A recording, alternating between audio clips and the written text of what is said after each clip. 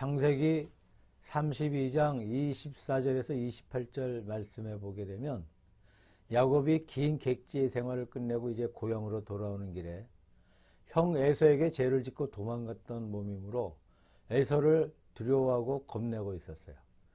그런데 때마침 형 에서가 장정 400명을 거느리고 온다는 소식을 듣고 틀림없이 에서가 자기를 해치려고 한다고 생각하게 됩니다. 야곱은 약복 강가에 홀로 남아서 하나님 앞에 이제 밤이 새도록 간곡하게 기도하고 있었어요. 기도하는 도중에 그는 천사를 붙들고 나를 축복하소서, 나를 축복하지 아니하면 당신을 놓지 않겠나이다 라고 하면서 간곡하게 부르짖을 때에 천사는 야곱에게 너의 이름이 무엇이냐고 물었습니다. 야곱이로소이다 라고 대답할 때에 다시는 야곱이라 하지 말고 이제부터는 이스라엘이라 하라고 합니다. 이렇게 야곱에게 새 이름을 주신 내용의 말씀이 기록되어 있어요. 자, 이것은 야곱에게 단순히 이름을 새롭게 하나 만들어 주었다는 사건으로 끝나는 것이 아닙니다. 야곱의 새로운 삶의 질서를 가리키고 있습니다. 야복강 이전의 야곱은 야곱적인 생활을 보낸 사람이었어요.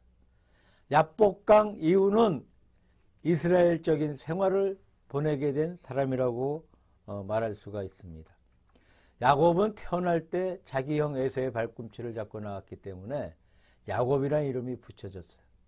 일생을 통하여 초조하게 형을 이기려고 하고 수단과 방법을 가리지 아니하고 이 장자의 명분을 빼앗아 복을 받으려고 온갖 노력을 다했던 아주 비루하고 비겁했던 야곱의 생을 가리키는 이름입니다. 자, 이스라엘은 하나님과 사람이 겨루어 사람이 이겼다는 말씀으로 사람 상대가 아니고 하나님을 상대해서 기도하는 가운데 하나님의 은총을 받고 새롭게 사는 새 삶의 원리를 말합니다. 다시 말하면 야곱의 새로운 삶의 질서와 삶의 윤리가 탄생되는 순간이었다고 할 수가 있습니다.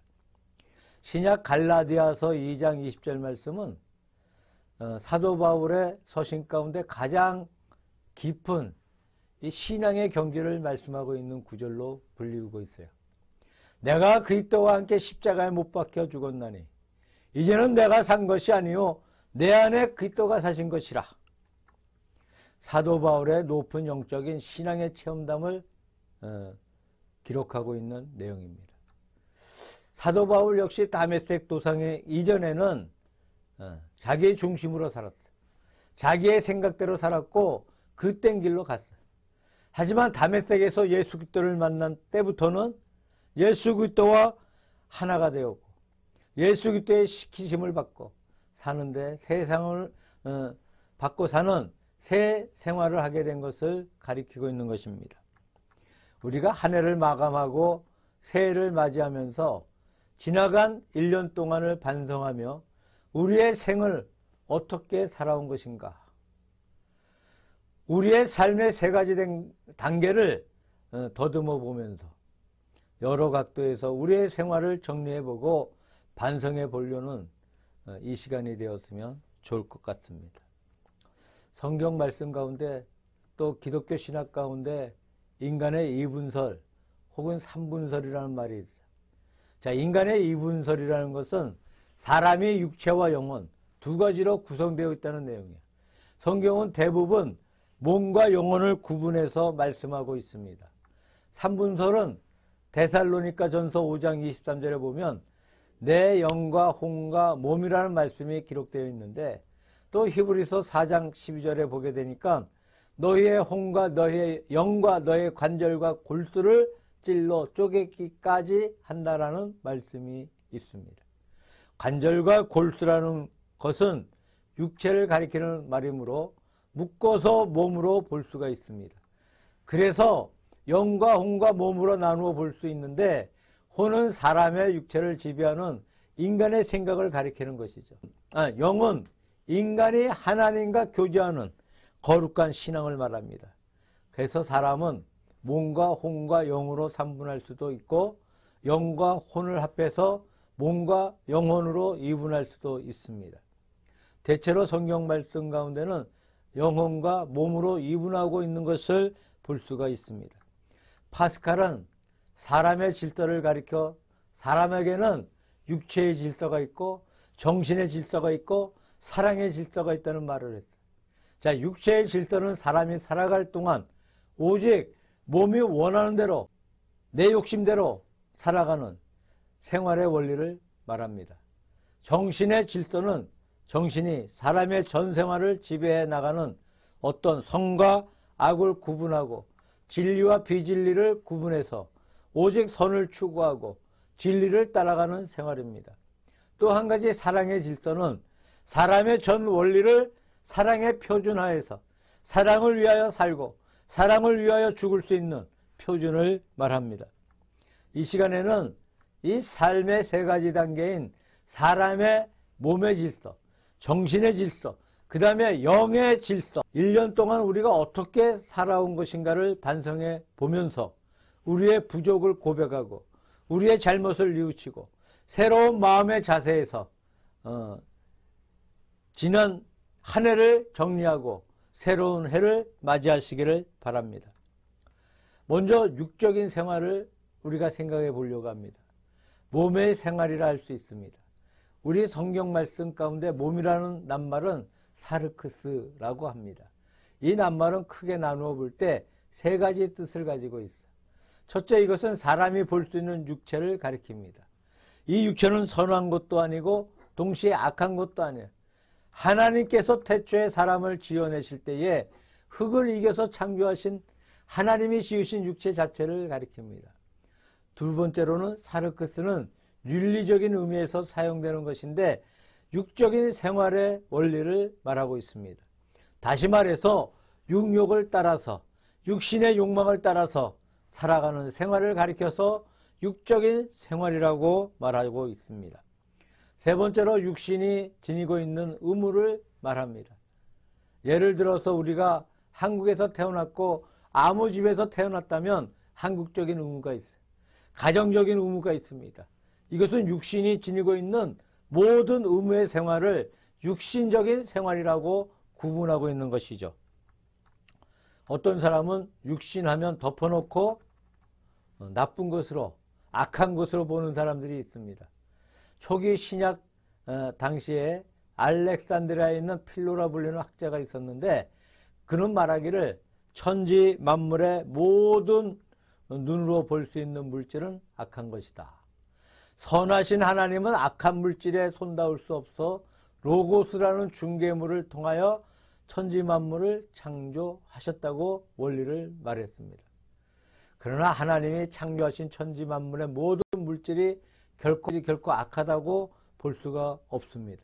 다만 만물의 영장인 사람이 만물을 잘못 사용하기 때문에 그 물질이 잘못된 효과를 가지고 올 수 있습니다. 그러므로 물질 자체는 결코 나쁜 것이 아닙니다. 사람의 육체도 마찬가지예요. 이 육체가 결코 악한 것일 수 없다고 믿습니다. 왜냐하면 육체는 하나님이 지으신 하나님의 피조물에 속하기 때문이죠. 하나님께서 흙으로 이겨서 빚어 만드신 하나님의 피조물이니까 하나님께서 만드신 피조물인 육체가 악하다 할 수 없습니다. 그리고 사람의 영혼이 이상을 실현시키는 것이 바로 사람의 육체인 것이죠. 예를 들면 내 생각 가운데 선을 행하고 싶다 혹은 아무개를 보고 싶다는 마음을 가졌습니다. 그 마음의 이상을 어떻게 이룩해야 합니까? 내 육체가 이루어낸다는 거야. 내 몸이 그 사람을 만나서 선한 말로 위로해주고 말라서 선행을 할 수 있고 그를 도와줄 수 있고 육체를 통해서 비로소 내 영혼의 이상이 실현되어 나가는 것이죠. 그러니까 만약에 육체가 없다면 영혼이 아무리 좋은 높은 이상을 가졌다고 한들 그 이상을 실현시킬 수 없다는 것입니다. 육체는 영혼의 이상을 실현시키는 도구입니다. 그 육체가 악하다고 볼 수 없고 오히려 선한 것이라고 할 수 있습니다. 성경 말씀 가운데 고린도전서 6장 19절에 보니까 너희 가운데 계신 성령의 전인 줄 알지 못하느냐라고 말씀하고 있어. 이 말씀은 사람의 육체를 가장 높인 표현이라고 생각됩니다. 하나님의 거룩한 사업이 끝없이 계속해 갔습니다. 그 모든 사업이 많은 육체를 통해서 이루어졌던 것입니다. 수많은 성도들, 수많은 사람들, 하나님의 뜻을 받들어서 복음을 전파하며 아름다운 사업을 이룩하며 구제 사업을 이룩하며 선한 일을 많이 했어요. 육체가 없었다면 복음을 전파해 나갈 수가 없습니다. 선한 일을 이룩할 수가 없어요. 어떤 의미에서 육체는 대단히 아름답고 선한 줄로 생각합니다. 그런 의미에서 우리가 우리의 몸을 1년 동안 올바르게 사용했는지 반성해 보아야 합니다. 예를 들어 우리가 부모님께 대해서 1년 동안 자식의 도리를 다했습니까? 부부지간에 남편의 의무를 다했으며 아내의 의무를 다했으며 내 상대방을 위해서 내 본분을 다했습니까? 우리 가까이에 있는 우리의 모든 일가나 형제나 이웃들에 대해서 우리의 본분을 다했습니까? 육신이 가져오는 우리의 모든 의무를 조용히 검토해보고 반성해보는 이 시간이 되어야 한다고 믿습니다. 평양의 유명한 독립지사이고 위대한 정치가라 할 수 있는 조만식 장로가 계셨습니다. 그분은 정치적으로 크게 유명한 동시에 육적인 생활에서도 대단히 충실한 분이었습니다. 그분은 평양의 상정현 교회의 장로님이셨는데 그때 교회에 주기철 목사님이 계실 때 이야기입니다. 주 목사님은 마지막에 순교하셨던 분인데 아주 기질이 강했던 분이었어요.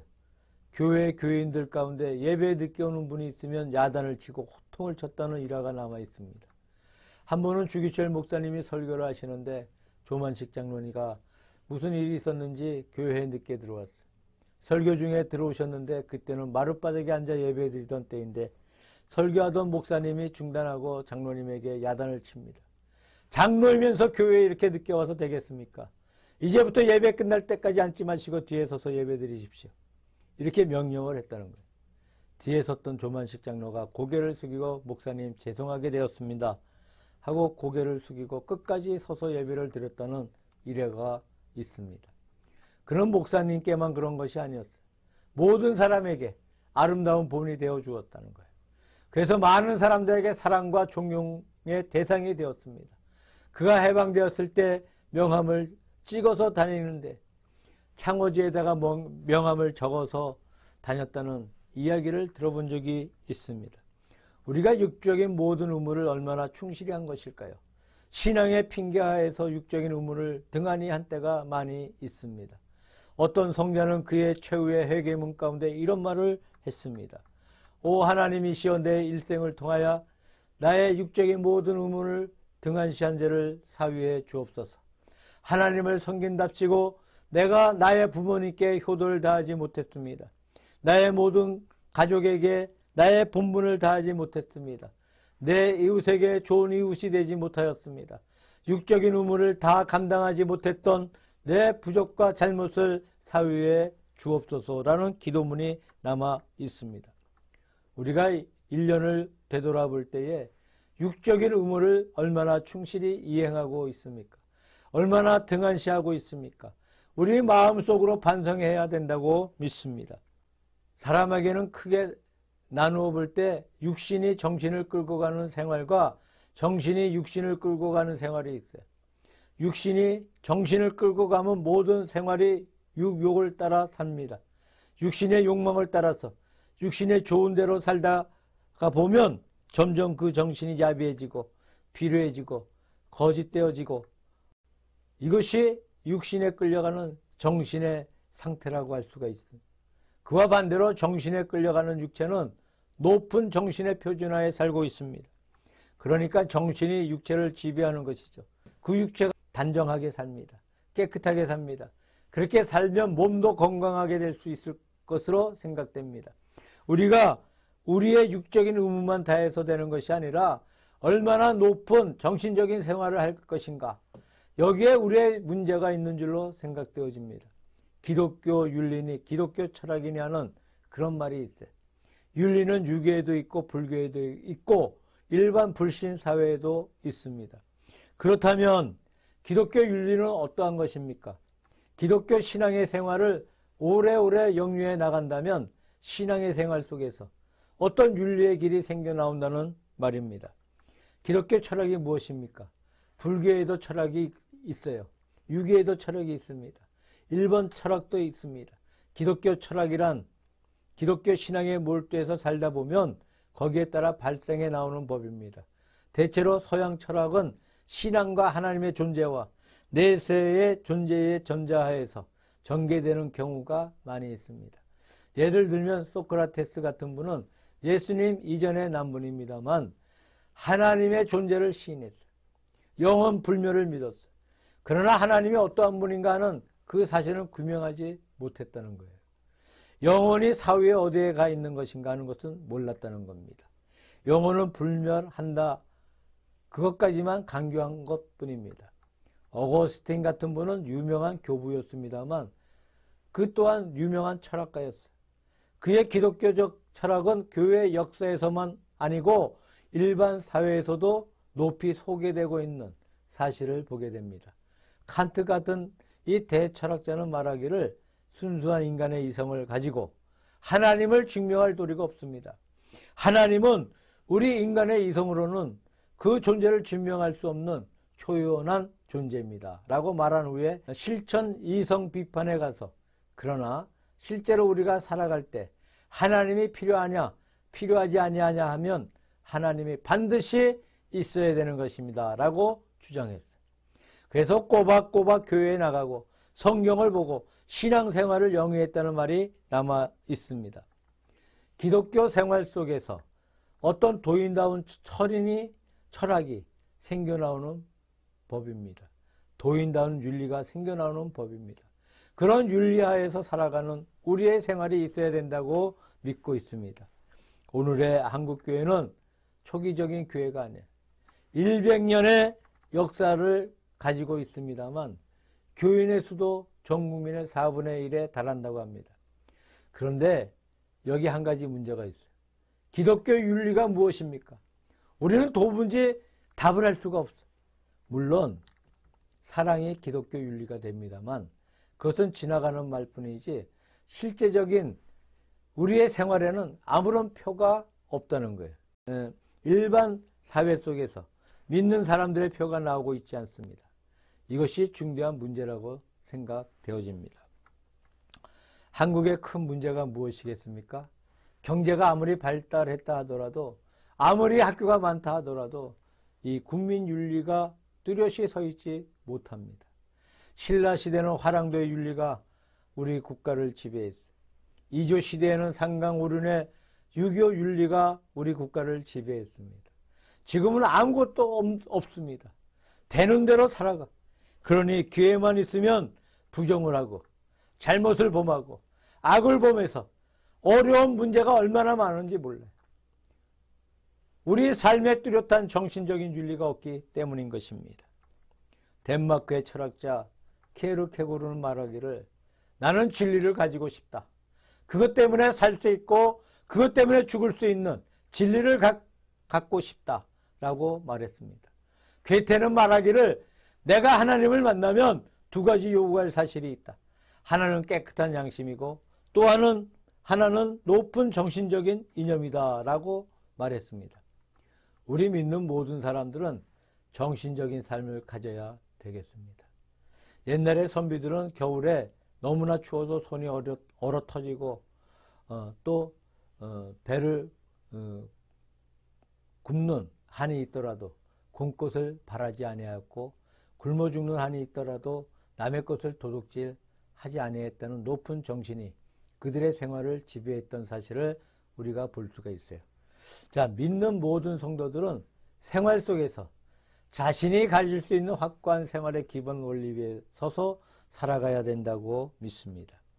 요한복음 8장 31절 말씀에 너희가 내 말에 거하면 참 내 제자가 되고 진리를 알지니 진리가 너희를 자유케 하리라고 말씀하셨어요. 모든 사물을 초월할 수 있는 자유의 경지를 얻습니다. 우리의 정신적인 요소가 확립될 때 남을 도울 수가 있어요. 우리가 돈이 많다고 남을 돕는 것이 아닙니다. 지위가 높다고 남을 돕는 것도 아닙니다. 확고한 정신적인 이념에서 살 때 남을 도우면서 살아갈 수가 있습니다. 그리고 이렇게 살 때 우리 자식들이 행복할 수가 있어. 무엇보다도 내 자식들이 평안과 안정을 누릴 수 있다는 것입니다. 예수님의 비유 가운데 보면 어떤 귀신 하나가 어떤 집에서 나갔습니다. 그래서 이것저것 다니다가 본 집에 돌아와 보니까 그 집이 수리되고 깨끗해서 고요하게 비어 있었어요. 그래서 그래서 다시 가서 귀신 7을 데리고 와서 그 집에 거하였으니 그 집의 후환이 전보다 더 심하지 않겠느냐는 그런 비유의 말씀이 있습니다. 오늘의 우리 한국은 어떤 의미에서 귀신 나간 집과 같은 그런 감을 느낍니다. 불교의 열렬했던 화랑도가 다 나간 시대, 상강오륜이 다 나가버린 가운데 있습니다. 그러나 이 집에 새로운 주인공이 들어오지 못하고 있어요. 그냥 집이 비어 있다는 겁니다. 이러다가 온갖 귀신이 다 들어와서 이 집을 지배한다면 우리의 우환이 더 심하지 않겠습니까? 이때 기독교가 우리 한국에서 할 일이 무엇이겠습니까? 한국의 1천만 기독교인들이 성경에서 확실하게 지시해주고 있는 정신적인 윤리를 확립하고 그 윤리하에 살아야 되겠습니다. 기독교 윤리가 국민 윤리로 화해질 때 우리의 전 국민들이 확고한 정신으로 살 수 있을 때가 온다고 생각합니다. 세 번째로 영적인 삶에 우리가 육적으로 모든 의무를 충실히 할 뿐만 아니라 정신적으로 확고한 정신의 지조하에서 살고 영적인 생활을 건전하게 지켜야 되겠습니다. 영적인 생활은 나와 하나님과의 관계를 가리키고 있다고 생각합니다.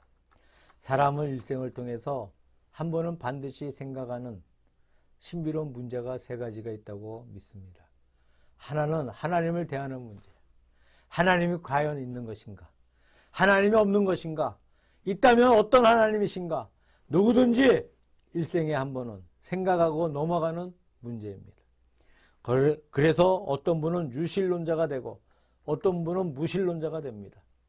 두 번째로는 신비로운 문제는 영혼의 문제. 영혼은 과연 어떻게 생긴 것인가? 내 육체가 죽으면 내 영혼은 어떻게 되는 것인가? 영혼의 문제를 사람은 생각하지 아니할 수가 없습니다. 세 번째로는 내세에 관한 문제. 공자의 제자 가운데 하나가 공자에게 묻기를 우리 사람이 죽으면 내세에 어떻게 되겠습니까? 라고 물었어요. 공자가 말하기를 나는 현세의 일도 옳게 알지 못하는데 어떻게 내세의 일을 내게 말할 수 있겠느냐고 했다는 말이 있습니다. 결론이야 어떻든 내세의 문제는 사람이라면 누구든지 생각해 보는 문제인 것이죠. 이 3가지 문제 가운데 한 가지만 풀리면 다 풀리죠. 그 한 가지는 참으로 하나님이라는 문제.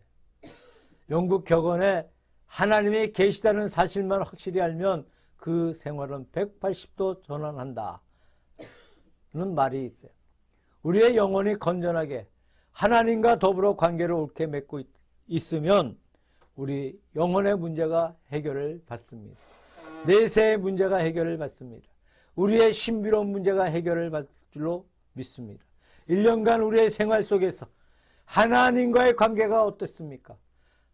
건전한 영혼의 생활을 했습니까? 반영혼의 생활을 해왔습니까? 내 영혼이 하나님 앞에 건전한 상태에 놓여 있습니까? 건전치 못한 상태에 놓여 있습니까? 제 생각에는 이것은 확실히 중요한 우리의 반성의 제목이 된다고 믿습니다. 육적인 생활이 있습니다. 정신적인 생활이 있습니다. 영적인 생활이 있습니다. 이 3가지가 다 같이 함께 나갈 때 우리의 생활은 완전하다고 믿습니다. 그 중에서 우리의 영혼의 생활이 하나님 앞에 건전하게 이루어질 때에 정신생활도 건전할 수 있고 육적인 생활도 건강해질 수 있다고 생각합니다. 바울사도의 서신 가운데 보게 되니까 그리스도 안에서라는 낱말이 자주 나와요. 어떤 학자가 말하기를 바울의 전 서신을 통하여 164번이나 기록되어 있다고 말하고 있습니다. 그리스도 안에서, 주 안에서 그런 말글마다 이 말을 하고 있어요. 즉 사도 바울은 전 생활이 예수 그리스도에게 묻혀 살고 있었습니다. 마치 폐 가진 동물들이 공기 중에 살고 있는 것처럼 모든 고기들이 물속에서 살고 있는 것처럼 사도 바울은 예수 그리스도 안에 잠겨 살고 있습니다. 즉 사도 바울은 전 생애가 예수 그리스도 안에 묻혀 살고 있었다는 거예요. 사도 바울이 그렇게 그런 위대한 생을 이룩할 수 있었던 것입니다. 사도 바울이 어떻게 그런 위대한 삶을 이룩할 수 있었던 것입니까? 바로 비결이 여기에 있는 줄로 생각됩니다. 너희는 먼저 그 나라와 그 일을 구하라. 그리하면 모든 것을 너에게 더해 주시리라. 지난 한 해를 보내고 새로운 한 해를 맞이하면서 우리의 영적인 생활이 올바르게 되고 있습니까? 우리의 영혼의 생활이 잘못되고 있습니까? 하는 이 문제를 반성해 보시기를 바랍니다. 이 문제가 해결될 때 우리의 정신적인 문제가 해결받을 것입니다. 우리의 육적인 문제가 해결받을 것입니다. 연말연시 2021년도를 보내고 2022년도를 맞이하면서 우리의 정신적인 생을 반성해 보시고 육적인 생을 반성해 보시고 영적인 생을 반성해 보시는 시간이 되시기를 축원합니다.